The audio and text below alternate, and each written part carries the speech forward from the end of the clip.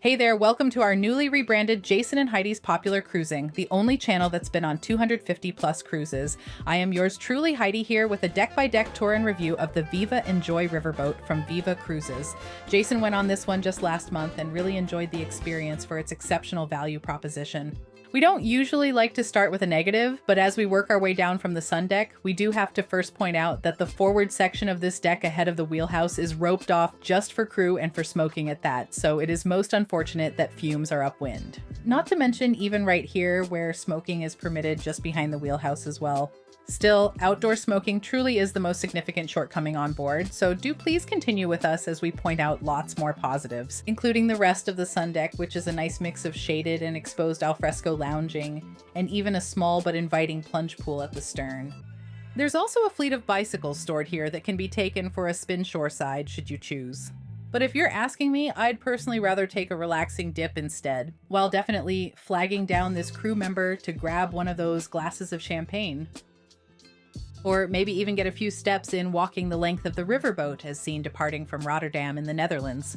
By the way, if you haven't already done so, it's that point in the video where we ask of you to please subscribe to our channel and click that notification bell to be notified each time we post a new one. We sure do appreciate it.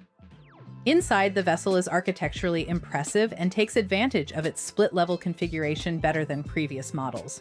Rather than offset the forward dual decks at the atrium, the vaulted ceiling occurs at the upper lounge and lower main dining room connected by its shared bar towards the bow.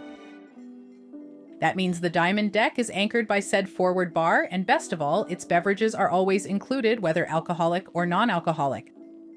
This area also serves a bit as a game room and library and is thus stocked with a few such selections, but more often than not, it's a place for socializing and drinking. For those looking for any fresh air outside, however, it is sadly another designated smoking area, and secondhand fumes can occasionally drift inside, unfortunately. Nonetheless, the bar remains a great overall place to view the passing scenery and grab a complimentary cocktail like my husband's favorite passion fruit martini. Or even just a variety of teas if that's more your speed. Speaking of which, a tempting display of daily available cakes and pastries is also showcased here to freely partake in, and once per cruise, a high tea service is available in the Panorama Salon. This being the riverboat's included main lounge for observing from its floor-to-ceiling windows, enjoying some live piano music, visiting port briefings, or devouring that expansive high tea spread we just mentioned, which happen to encompass everything from fresh waffles, cookies, and scones to macarons and even more cakes and pastries. Wait, and are those donuts also? Please count me in for the next Viva Cruise, where tasty nightly nibbles are also on the menu. And with a small dance floor and a return to the piano, that really does cover the bulk of entertainment on Viva Enjoy, but that limitation is mostly to be expected on a river cruise. And any amount of tickling of the ivories is a nice accompaniment to an early or late evening. And by day, this would be a great place to snuggle up with a good book on these sofas while gazing out at the destination between page turns. And just behind are two snack and drink stations. I'm told the cookies here were fine, but a bit dry, but better by comparison were the complimentary coffees and teas you could make for yourself at all hours of the day. Meanwhile, on the other side, a purified water station is where you could always fill up reusable bottles provided in guest cabins. And as we take a speedy stroll down this deck's cabin corridor, Jason will share his thoughts about the stateroom he and our teddy bear friends occupied. There are only 8 larger 258 square foot suites available on board, so I enjoyed one of the more common 162 square foot double cabins.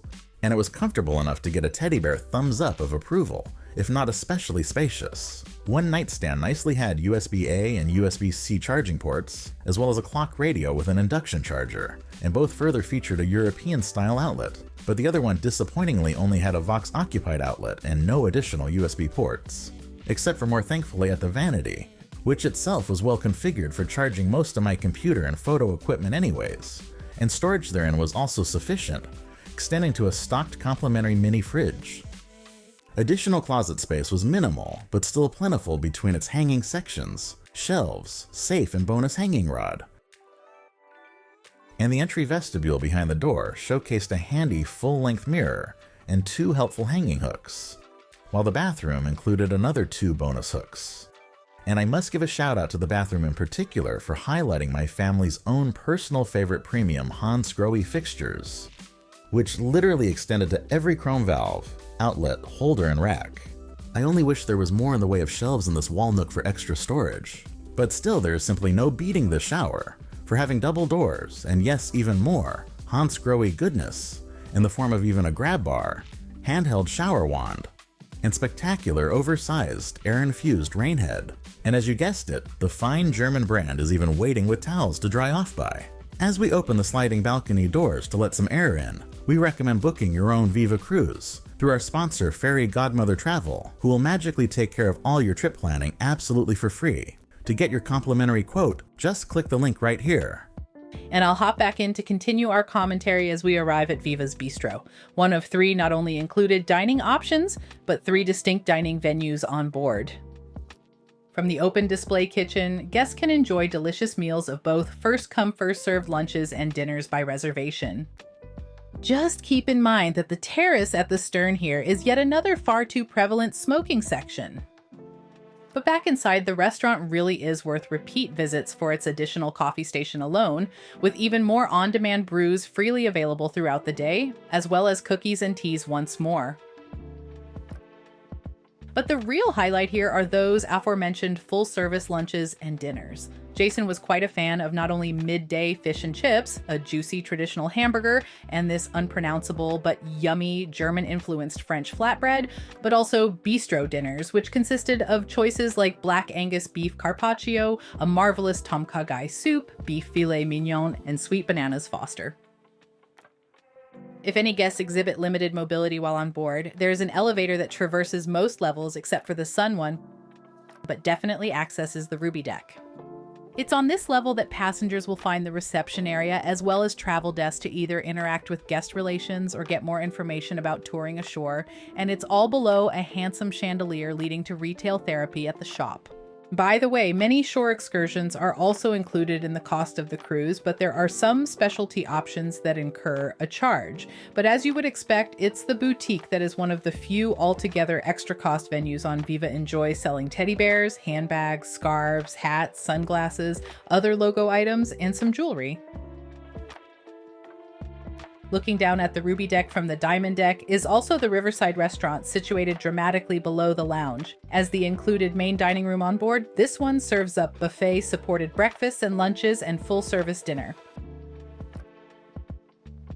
Menus further offer made-to-order dishes in the morning and early afternoon, but in the center is where some appetizers and salads are ready to serve yourself. And at breakfast, particularly pastries, scrambled eggs, bacon, etc. One oddity is that a singular menu is provided per table instead of per person, so patrons have to pass it around to read unless more are requested. But the food here is certainly worth any such service hassle. Jason was fond of the avocado toast for breakfast and hearty lunches of salmon shell pasta and meatballs in none other than a creamy caper sauce. During a gala dinner, elevated courses consisted of a citrus and juniper berry gravlax, Thermidor-style tiger shrimp, slow-roasted Black Angus beef tenderloin, and a velvet praline cake. Before we get to some of the excursions Jason took, the Emerald Deck is the last to peruse on the riverboat itself, where a variety of wellness facilities are positioned, the first of which is a complimentary fitness room with several pieces of available exercise equipment in addition to weights. And across the way is a more generic wellness room that can serve as a sort of motion studio among its lush greenery. But also, next door is a dedicated massage room where guests can pay for extra cost body treatments. Jason didn't get one on his cruise, but he heard from others that just raved about the massages they received here. And not to be forgotten is still one more of Viva Enjoy's trio of dining venues. Moments is equally lush, it would seem, and it makes for a beautiful environment for the riverboat specialty, but still included Italian cuisine, especially this neat sunken center section that makes it feel even more homey. Again, available for lunch and dinner, the latter with a reservation, a corner buffet serves midday salads and bread, while it's another display kitchen that offers quite the treat. Can you say cheese wheel pasta? Holy cow, that looks good! And it's only one of several lunch entree options because also on the menu are sizable pizzas with traditional toppings such as Parma ham and arugula. Then at dinner, the service switches over to an extensive antipasti buffet where guests can self-select cold cuts, cheeses, olives, you name it. And then the galley sets up shop again to prepare several available mains. Jason thoroughly enjoyed the squid ink-infused black gnocchi doused in a rich beef and truffle parmesan sauce. Prior to dessert, it needs to be said that Viva's culinary program knocks it out of the park, truly raising the bar overall for river cruise food selection and gourmet flavors. And that's all before even taking a look at some of the exciting shore excursions Jason embarked on, like various walking tours in the Netherlands to marvel at the country's beautiful buildings and of course churches, led by playful guides who were making the group hungry with such gestures as these, but effectively preparing them for upcoming tastings of regional wines and more. After strolling through vineyards and appreciating the grapevines that are harvested for a wide lineup of varietals, that are lovingly gathered and fermented right here before making it to the mouths of aficionados, in indoor settings as equally gorgeous as those outside. But I have to step in here briefly to say just how cool Bruges was once we made it into Belgium on our Sea of Tulips itinerary round trip from Amsterdam. Not only for its spectacular horse and buggies rolling through the cobblestone streets, but also those quieter, narrow alleyways and serene waterways intersecting the historic city, where all kinds of artisanal shops called to me, not the least of which were the delectable chocolate ones. I only wish I had more time in the city after a long bus ride in and out, especially to visit the Bruges Beer Experience Museum, which will have to wait until another time. If nothing else, at least I had a quick moment to take a gander at the town's famed beer wall. Let's just say it definitely left me thirsty for more. But I do thank my husband for taking the time to bring back several chocolates, which we are still enjoying to this day, before he enjoyed one final gearhead moment at the one and only Kinderdijk back in the Netherlands. I mean, just look at all this heavy machinery I missed one of his signature technical lectures on. All kidding aside, I would love to see these windmills after our visit to the similar Zanzeshans on a previous trip. And also go on a cute little boat ride to float past several in a row. Before getting very close to one to see its forceful rotations, outside as well as inside, where keepers would once live. Although I can't imagine being able to sleep while all of these wooden gears were in swift motion. This is about when Jason would be pointing out the impressive gauge on that cable, so to speak. But even I have to admit, that is pretty cool to see. All of which were in motion to serve various mechanical purposes over the years. And it just so happens that he was there on a very specific Flag Day, because otherwise they would not be flown from the windmills as so colorfully seen here.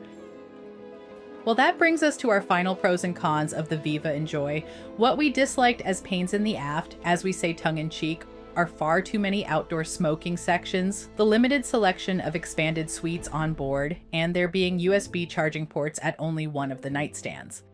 But what we most liked and can take a bow are the riverboat's best utilization of split-level architecture, long list of valuable inclusions, and comprehensive fine dining choices. Thanks so much for watching. If you would, as it really does help support us, please like this video with a thumbs up and subscribe to our channel, and feel free to watch some of our other ones while you're here.